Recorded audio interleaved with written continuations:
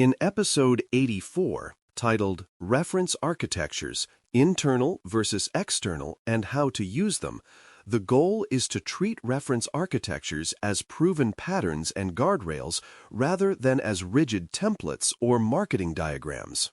In cloud work, you rarely get rewarded for inventing a brand new shape of system when a well-understood pattern already exists, especially when reliability and security are on the line. A good reference architecture gives you a starting point that bakes in lessons learned, common failure modes, and operational realities that teams tend to forget when they are moving fast. The real value is that it reduces design randomness, so decisions become deliberate choices rather than accidental outcomes. Before we continue, a quick note: this audio course is a companion to the CloudNetX books. The first book is about the exam and provides detailed information on how to pass it best. The second book is a Kindle-only ebook that contains 1,000 flashcards that can be used on your mobile device or Kindle. Check them both out at cyberauthor.me in the Bare Metal Study Guide series. Internal reference architectures exist to reflect local constraints and operational standards, which means they encode how your organization actually runs systems, not how an idealized environment might run them. Local constraints can include network topology choices, identity integration requirements, data residency rules, logging pipelines, or even the practical limits of on-call staffing and escalation. Operational standards show up in things like how you do monitoring, how you handle incident response, and what acceptable change risk looks like in your environment. An internal reference architecture also tends to capture the hidden integration glue, like naming conventions, tagging strategies, access boundaries, and how shared services are consumed safely. When internal references are healthy, they become a common language that lets teams design faster without constantly relitigating basic decisions. External reference architectures reflect vendor patterns and common best practices, and they often represent the most widely tested ways to use a platform's primitives safely.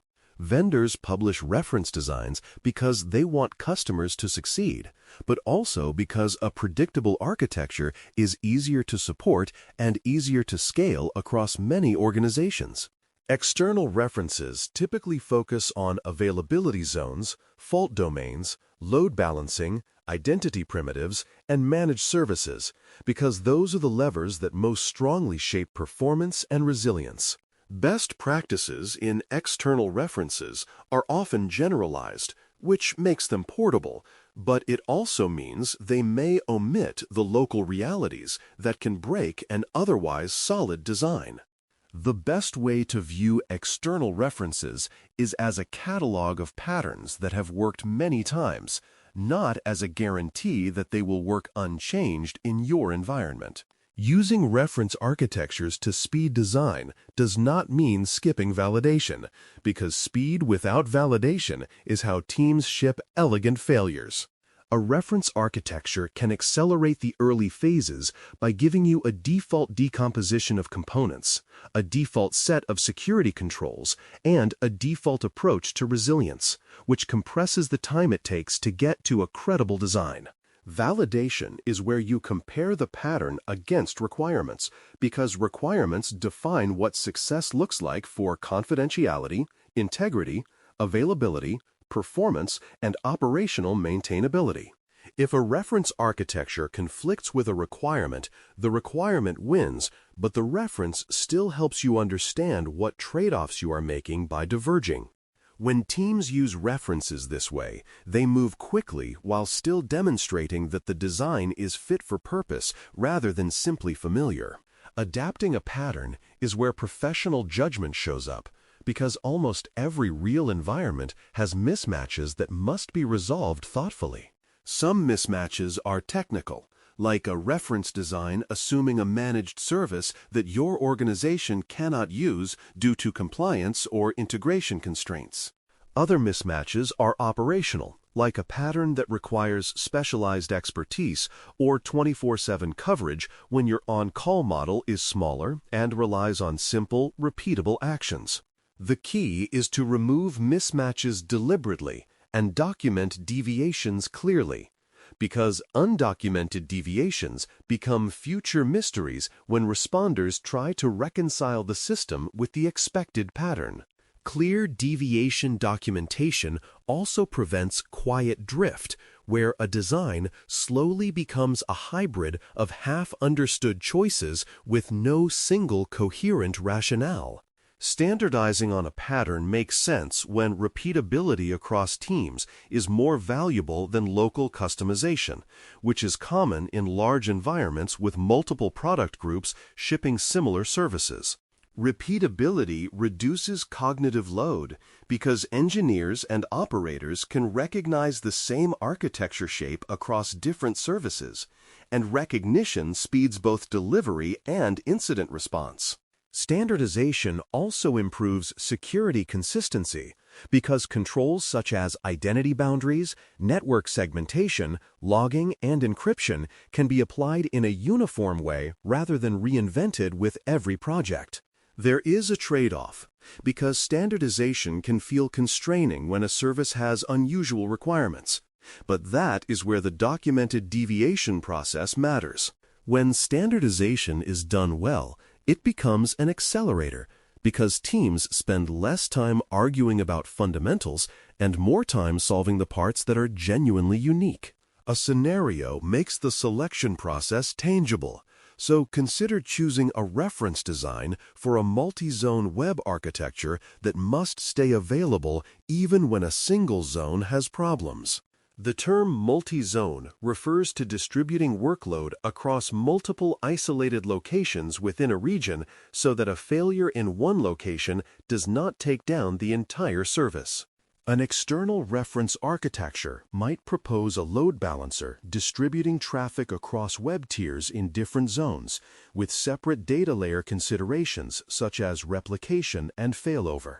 An internal reference architecture might add organization-specific requirements, such as mandated logging flows, a standard identity integration, a required egress control, and a specific method for health checks and alert routing. Selecting the reference design becomes a matter of finding the pattern that matches the core availability goal while fitting the local constraints that determine whether the design is operable in practice. In that multi-zone web scenario, the decision is not only about component placement, but also about how failure is detected, how traffic is shifted, and how the team proves the system is healthy after disruption. A reference architecture might include health checks that remove unhealthy instances from rotation, but your environment might require additional checks that validate authentication flows or dependency reachability, because partial health can still produce user-visible failures. The data layer often introduces the most meaningful trade-offs, because multi-zone resilience depends on replication, consistency behavior, and how quickly failover can occur without corrupting state. The chosen pattern should also align with how you run change management, because routine changes must not accidentally break zone diversity or create single points of failure. When you anchor the selection to these operational realities, the reference design becomes a practical blueprint rather than a theoretical diagram. One major pitfall is copying a pattern without understanding dependencies and trade-offs, because patterns hide assumptions that can silently fail when the environment does not match them. A vendor reference might assume that a managed identity service is available, that certain network paths are permitted, or that a specific load balancing behavior is enabled by default. Trade-offs can be subtle, like increased cost from cross-zone data transfer, increased latency from multi-zone routing, or increased complexity in debugging because requests can land in multiple places. If you copy the pattern without internalizing those trade-offs, you may be surprised when performance changes or when operational tasks become harder than expected. Understanding dependencies also prevents false confidence because the architecture can look resilient on paper while relying on a single shared dependency that is not actually zone-isolated. Another pitfall is mixing patterns in a way that creates inconsistent controls and unnecessary complexity, which often happens when teams borrow pieces from different references without reconciling their underlying assumptions. One pattern might enforce strict network segmentation and centralized egress control, while another pattern assumes a more permissive east-west model with decentralized controls. If you combine them casually, you can end up with gaps where traffic bypasses controls or with overlapping controls that create unpredictable behavior and difficult troubleshooting. Complexity also shows up in ownership boundaries, because mixed patterns can blur who owns which component, which slows response during incidents and increases the risk of duplicated effort. The goal is not to avoid all hybridization, but to avoid accidental hybridization, where the system becomes a patchwork rather than a coherent design. Coherence is what makes both security and operations repeatable. A quick win is to create a checklist for evaluating pattern fit because a simple evaluation habit prevents most of the common mistakes without slowing teams down significantly. The checklist should focus on requirements alignment, dependency assumptions, operational readiness, security control consistency, and cost and performance trade-offs, because those are the places patterns most often fail when copied blindly.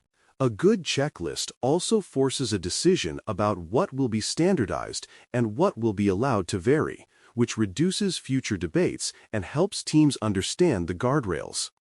The checklist does not need to be long, but it should be consistent so that different teams evaluate patterns using the same lens and produce comparable outcomes. Over time, that consistency turns pattern selection into an organizational muscle rather than a series of one-off judgments. Maintaining reference architectures requires operational discipline because a reference that is not maintained becomes a trap that teaches teams the wrong lessons. Versioning matters because patterns evolve as platforms add features, as security standards mature, and as operational incidents reveal better ways to design for failure and recovery. Approvals matter because reference architectures represent a form of organizational standard, and standards should be governed so that changes are deliberate and communicated, not accidental and surprising. Maintenance also includes pruning, because outdated references should be retired clearly so teams do not keep building on patterns that no longer align with the environment. When references are versioned and approved, teams gain confidence that following the pattern is a safe default, which is exactly what a reference architecture is supposed to provide. A useful memory anchor for working with reference architectures is pattern, fit, adapt, document, standardize, because it summarizes the life cycle of turning a reference into a real design. Pattern reminds you to start from a proven shape rather than from scratch, and fit reminds you to validate against requirements and local constraints rather than assuming portability. Adapt acknowledges that mismatches must be removed thoughtfully, and document ensures that deviations are visible and defensible for future engineers and responders. Standardize captures the organizational payoff, where a good pattern becomes repeatable across teams and reduces variability in controls and operations. When you keep this anchor in mind, you naturally avoid both blind copying and endless reinvention, and you land in the practical middle where speed and rigor coexist. To sharpen the skill, imagine being given 3 constraints and then evaluating a candidate pattern against them in a disciplined way that does not rely on gut feel alone. One constraint might be an operational one, such as limited on-call depth requiring simple recovery actions. Another might be a security one, such as strict identity boundary requirements. And another might be a performance one, such as latency sensitivity for user-facing transactions. The exercise is to test whether the pattern's assumptions match those constraints, and if not, to decide whether adaptation is feasible without breaking the pattern's coherence. If adaptation is feasible, the next step is to describe the deviations in a way that a future reviewer can understand quickly and that an operator can trust during an incident. Practicing this evaluation repeatedly builds the habit of making pattern selection evidence-based rather than preference-based. Episode 84 reinforces that reference architectures are most valuable when they are treated as guardrails that accelerate design while still respecting requirements, constraints, and operational reality. Internal references encode the truth of your environment. External references encode widely tested platform patterns, and both are useful when you understand what each is optimized to provide. The safest approach is to choose a pattern, evaluate fit, adapt with intention, document deviations, and standardize where repeatability pays off, because that sequence keeps design both fast and coherent. A helpful rehearsal is to compare two patterns for the same problem and explain, out loud, which one you would choose and why, using requirements and operational constraints rather than personal preference. When teams can do that consistently, reference architectures stop being static documents and start functioning as a shared design system that improves reliability, security, and delivery speed all at once. Thanks for listening. For more audio courses, daily newsletters, and more, please visit baremetalcyber.com.